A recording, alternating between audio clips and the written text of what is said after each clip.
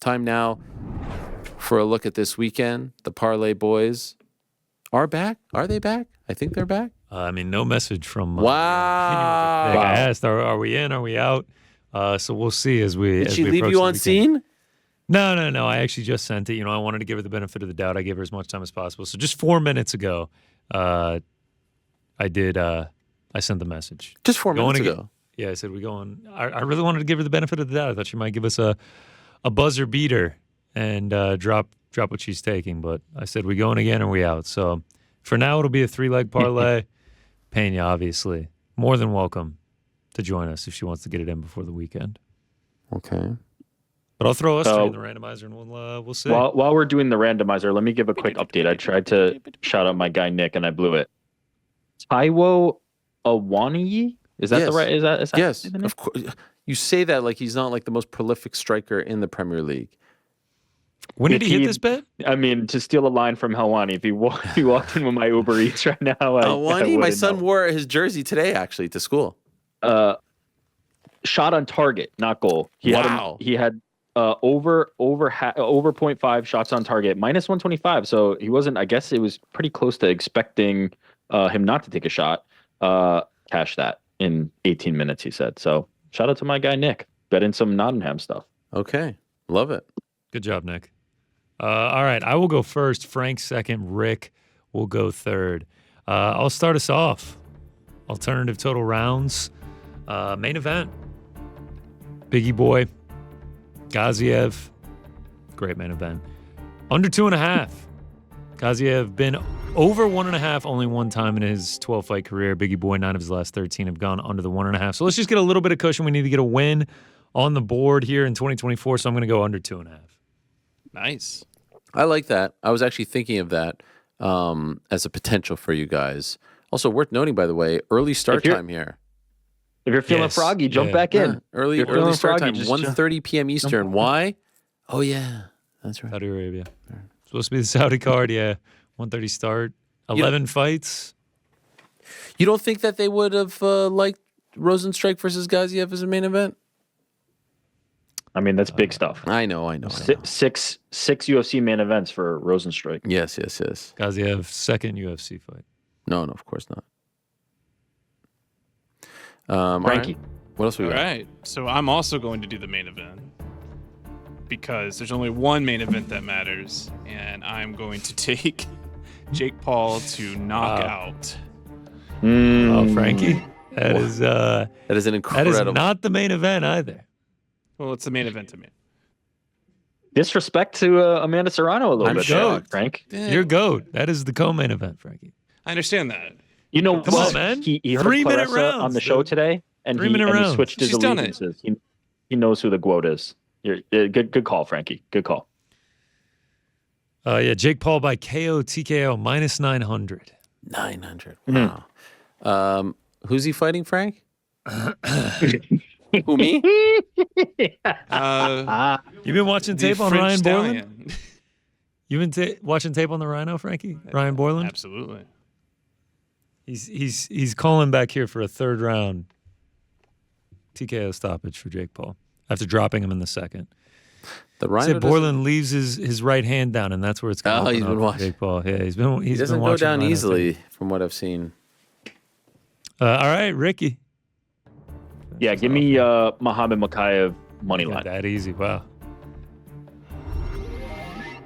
Mohamed minus 355. That gets us to minus 128. Juliana Pena's pick pending.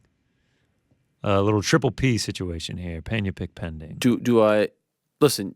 If you need me, you can tag me in, but I don't want to do a 5-leg parlay, so I want to give her the benefit of the doubt. I think she's going to hit me with it. Yeah, you guys know my number. If you need me, I have one in the back pocket. Is the passion gone? Is the losing too much to bear for a world champion? Is it? No, I'm just saying. I'm saying if my for friends Pena. need me. No, yeah, I know what you're saying. Pena's used to winning world titles. You know what I think it is? I think she's locking in. I think there's a title fight coming up. I think she's locking in. Well, we'd be happy to have you back as well. Or we could recruit another fighter, Our DMs, applications are open to be the featured fighter in the Parlay Boys. What else we got? Yeah, I got a few picks. Got a few picks for UFC Apex 87. We'll kick it off. Eric Anders, inside the distance. I think he's got Jamie Pickett covered about everywhere. Tough to see how big of a favorite Eric Anders is. He's now eclipsed minus 500, but I feel like this is a winnable fight for him. I really do think he gets it done, and I think he gets it done in fairly easy fashion and wins inside the distance. Next up, Umar Nurmagomedov taking on the debuting Bekzat Almakhan, 17-1. I mean, dude appears to be a dog, has not fought competition anywhere near the level of Umar Nurmagomedov. But I'm going to go with this fight does not go to a decision. 16 of his 18 fights have not gone to a decision for Bekzat. And then Umar, I know he's not the most prolific finisher, but 4 of his last 5 wins have come by way of finish. And I think there's a gap skill-wise between these two. I think Umar gets this one done and makes it look easy. Next up, Astro Boy, our guy, Steve Erceg taking on Matt Schnell. I'm going to take this one. Does not go to a decision. Matt Schnell, if you just look at his fights, he is a great fighter for flyweight unders. I'm not even just blindly playing this as a flyweight under because we saw them die last week. But I feel good about this one. 19 of Matt Schnell's last 22, if you're counting tough, have not seen the third round, and I don't think this one is either. So this one does not go to a decision. And then last but not least on the does not go to a decision, Perez Mahayev. Alex Perez, you got to wonder where he's at this point. Since 2020, 19 canceled bouts for the guy. I'm sorry, 10 canceled bouts, 19 combined with Matt Schnell. 10 canceled bouts for Alex Perez. Getting confused by my own notes here. Has only fought twice since November of 2020. In both those fights, he was finished in the very first round. Has lost by submission 5 times in his career. Mahayev, he has finished 4 of his 5 UFC wins, all of those by submission. Just doesn't seem like a good matchup. The up-and-coming prospect against the guy that we haven't really seen in the octagon too much. I think Mahayev gets it done. I think it's likely by submission. Co-main event, Vitor Petrino. I will take him by knockout. Massive favorite here, over minus 300. I think if he gets out of the first round, he is very live. I think he's even live in the first round. But Tyson Pedro, all 10 wins coming by way of first-round finish. And Petrino, as big of a favorite as he is, minus 300, minus 320 at some books, you're getting KO at plus 175 when 7 of his 10 wins are by KO. And I don't see this fight going the distance.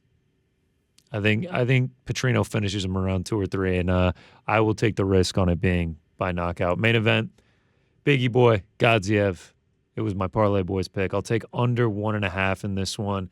Rosenstrike, like I said, 9 of his last 13, and then Gadziev, 11 of his 12 pro fights, all under the 1.5. I think they're going to come out, they're going to swing, and someone's going to fall. A couple parlays. These things were already juiced. They're just getting juicier throughout the week. They just keep getting bigger and bigger. And then CLD, Steve Erceg, and then the other one was Anders Bashrat and Umar Nurmagomedov. So not as many picks as last week, but those are the picks. UFC Apex 87. Nothing on Puerto Rico. Nothing on Puerto Rico. Jake Paul is minus 3,500, minus 900 for knockout. Manny Serrano is like minus 4,000. What about one championship 166? Yeah, so I actually just saw that odds got released. Man, there's not a ton of playable lines here. The Rainer de Ritter, Anatoly is minus 550. Damn. But man, I can have no confidence playing Rainer de Ritter after that last fight. I mean, it was a one-sided, absolute beatdown. So yeah, just keep it at 87. I will have plenty of action next week. I can guarantee you that. PFL, Joshua Ngannou. Our guy Zhang on that card as well, and then of course UFC 299. That fight is it's crazy how that fight is just flying right under the radar. Oh, I can't wait. That would be a main event.